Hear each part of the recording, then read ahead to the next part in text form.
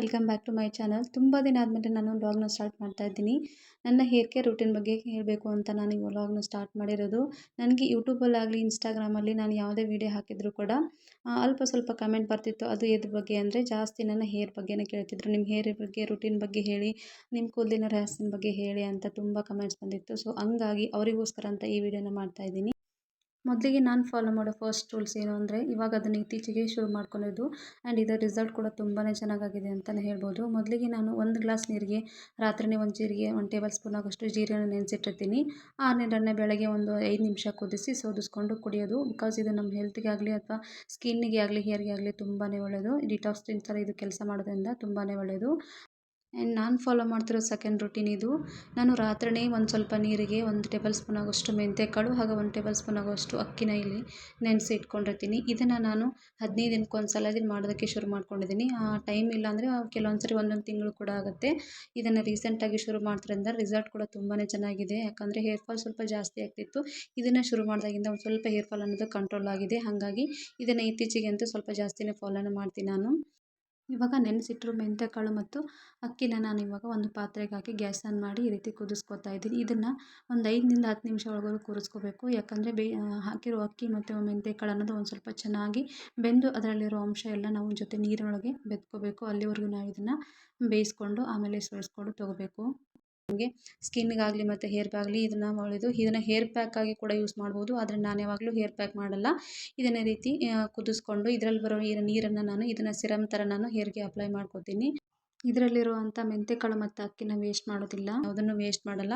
ಯಾಕಂದರೆ ದೋಸೆ ಅಕ್ಕಿಗೆಲ್ಲ ರುಬ್ಕೋತೀವಿ ನೋಡಿ, ಆ ಟೈಮಲ್ಲಿ ನಾನು ಇದನ್ನು ಮಿಕ್ಸಿಗೆ ಹಾಕಿ ರುಬ್ಕೋತೀನಿ. ಅದನ್ನು ಕೂಡ ವೇಸ್ಟ್ ಮಾಡೋದಿಲ್ಲ.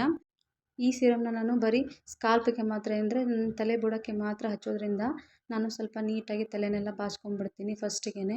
ಯಾಕಂದರೆ ನಾನು ಸ್ವಲ್ಪ ಉದ್ದ ಇರೋದ್ರಿಂದ ನಂಗೆ ಪೂರ್ತಿ ಎಲ್ಲ ಹಚ್ಕೊಳ್ಳೋಕ್ಕೂ ಆಗೋದಿಲ್ಲ. ಆ್ಯಂಡ್ ಇದಕ್ಕೆ ಈ ಥರ ಸ್ಕಾಲ್ಪ್ಗೆ ಹಚ್ಕೊಂಡ್ರೆ ಸಾಕಾಗುತ್ತೆ ನೋಡಿ. ಈ ರೀತಿ ನಾನು ಒಂದು ಆಯಿಲ್ ಬಟ್ಲಿ ಇತ್ತು, ಅದನ್ನು ಇದರಲ್ಲಿ ಹಾಕಿ ಈ ರೀತಿ ಹಾಕೋತಾ ಇದ್ದೀನಿ. ಹೇರ್ ಸ್ಪ್ರೇ ಬಾಟ್ಲನ್ನು ಯೂಸ್ ಮಾಡಿಲ್ಲ. ಇದನ್ನು ನನ್ನ ಮಕ್ಕಳಿಗೋಸ್ಕರ ಅಂತ ಬಾದಾಮ್ ಆಯಿಲ್ ಬಾಟ್ಲಿ ಇದು. ಇದರಲ್ಲೇ ಹಾಕಿ ಈ ರೀತಿ ಒಂದು ಸ್ವಲ್ಪ ಚೆನ್ನಾಗಿ ಕೈಯಿಂದ ಈ ಥರ ಮಿಕ್ಸ್ ಮಾಡಿದರೆ ಅದು ತಾನೇ ಬೀಳುತ್ತೆ ನೋಡಿ. ಈ ಥರ ಸ್ವಲ್ಪ ಲಿಕ್ವಿಡ್ ಕನ್ಸಿಸ್ಟೆನ್ಸಿಯಲ್ಲಿ ಇರೋದ್ರಿಂದ ಅಪ್ಲೈ ಮಾಡ್ಕೊಳ್ಳೋದು ಕೂಡ ಕಷ್ಟ ಆಗೋದಿಲ್ಲ. ಹಾಗೆ ಯಾರ ಹೆಲ್ಪ್ ಕೂಡ ಬೇಕಾಗೋದಿಲ್ಲ. ನಾವೇ ಈ ರೀತಿ ಆರಾಮಾಗಿ ನಮ್ಮ ಕೂದಲಿಗೆಲ್ಲ ತಲೆ ಬುಡಕ್ಕೆಲ್ಲ ಈ ಥರ ನೀಟಾಗಿ ಹಾಕ್ಕೊಂಡ್ಬಿಡ್ಬೋದು. ಒಂದು ಸ್ವಲ್ಪ ನಾವು ತಲೆಯಿಂದ ಈ ಥರ ಮಾಡಿದ್ರೆ ಸ್ವಲ್ಪ ಕೂದಲಿಗೂ ಕೂಡ ಅದು ನೀಟಾಗಿಯೇ ಆರಾಮಾಗಿ ಬೀಳುತ್ತೆ. ಈ ರೀತಿ ನಾನು ಎಲ್ಲ ಕಡೆಯೂ ಚೆನ್ನಾಗಿ ಈ ರೀತಿ ಹಚ್ಕೊಂಡು ಆದಮೇಲೆ ಒಂದು ಸ್ವಲ್ಪ ಲೈಟಾಗಿ ಇದನ್ನು ಮಸಾಜ್ ಮಾಡ್ಕೋಬೇಕು. ನಿಜ ಹೇಳಬೇಕು ಅಂದರೆ ಮದುವೆಗೆ ಮುಂಚೆ ನಾನು ಯಾವ ಪ್ಯಾಕು ಅಥವಾ ಈ ಥರ ಸಿರಮ್ ಆಗಲಿ ಏನನ್ನು ಫಾಲೋ ಮಾಡ್ತಿರಲಿಲ್ಲ, ಏನನ್ನು ಹಚ್ಕೋತಿರ್ಲಿಲ್ಲ. ತುಂಬ ಚೆನ್ನಾಗಿತ್ತು. ಇವಾಗ ಒಂದು ಸ್ವಲ್ಪ ಮದುವೆ ಡೆಲಿವರಿ ಅಂತ ಆದಮೇಲೆ ಒಂದು ಸ್ವಲ್ಪ ಹೇರ್ ಫಾಲ್ ಅನ್ನೋದು ಸ್ವಲ್ಪ ಜಾಸ್ತಿ ಇವಾಗ ಆಗಿರೋದು. ಹಾಗಾಗಿ ಇತ್ತೀಚೆಗೆ ಇದನ್ನು ನಾನು ಫಾಲೋ ಮಾಡ್ತಾಯಿದ್ದೀನಿ.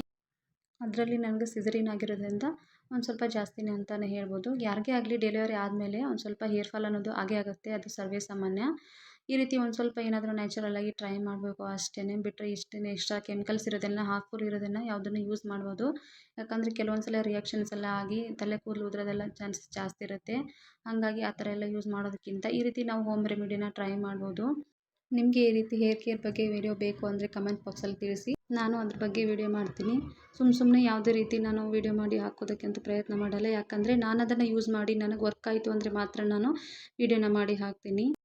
ಇವಾಗ ನೋಡಿ, ನಾನು ಎಲ್ಲ ಪೂರ್ತಿ ಸಿರಮ್ನ ಖಾಲಿ ಆದಮೇಲೆ ಇದನ್ನು ನೀಟಾಗಿ ಹಚ್ಕೊಂಡಾದ್ಮೇಲೆ ಇದೇ ಥರ ಕೂದಲನ್ನು ಒಂದು ಸ್ವಲ್ಪ ಕಟ್ಕೊಂಡು ಒಂದು ಟೈಮ್ ಇತ್ತು ಅಂದರೆ ಒಂದು 2 ಅವರ್ ಆದರೂ ಬಿಡಬೇಕು. ಟೈಮ್ ಇಲ್ಲ ಅಂದರೆ 1 ತಾಸು ಅಥವಾ 1 ಅವರ್ ಆದರೂ ಬಿಟ್ಟರು ಕೂಡ ನಡೆಯುತ್ತೆ. ನಾನು ಈ ರೀತಿ ತುರ್ಪಾನ ಕಟ್ಕೊಂಡು ನಾನು ಒಂದು 2 ತಾಸು ಬಿಟ್ಟು ಅದಾದಮೇಲೆ ಹೇರ್ ವಾಶ್ ಆದಮೇಲೆ ತೋರಿಸ್ತೀನಿ. ಹಾಗೆ ನಾನು ಹೇರ್ ವಾಶ್ಗೆ ಅದನ್ನು ಕಮೆಂಟ್ ಮಾಡಿ ಕೇಳಿದ್ರೆ, ನೀವು ಯಾವ ಶಾಂಪು ಯೂಸ್ ಮಾಡ್ತೀರಾ ಏನು ಎತ್ತ ಅಂತೆಲ್ಲ ಕೇಳೋದಕ್ಕೋಸ್ಕರ ತೋರಿಸ್ತಾ ಇದ್ದೀನಿ. ನಾನು ಯಾವಾಗಲೂ ಈ ಸನ್ಸಿಲ್ಕ್ ಶಾಂಪೂನ ಯೂಸ್ ಮಾಡೋದು. ನಾನು ಕಾಲೇಜ್ ಟೈಮಿಂದ ಯೂಸ್ ಮಾಡ್ತಾಯಿದ್ದೀನಿ. ಅದನ್ನು ಮಾತ್ರ ಚೇಂಜ್ ಮಾಡೇ ಇಲ್ಲ. ಯಾಕಂದರೆ ನನ್ನ ಕೂದಲಿಗೆ ಅಥವಾ ನನ್ನ ಇದಕ್ಕೆ ಅದು ಸೆಟ್ ಆಗಿಬಿಟ್ಟಿದೆ. ಹಾಗಾಗಿ ಅದನ್ನೇ ಯೂಸ್ ಮಾಡ್ತೀನಿ.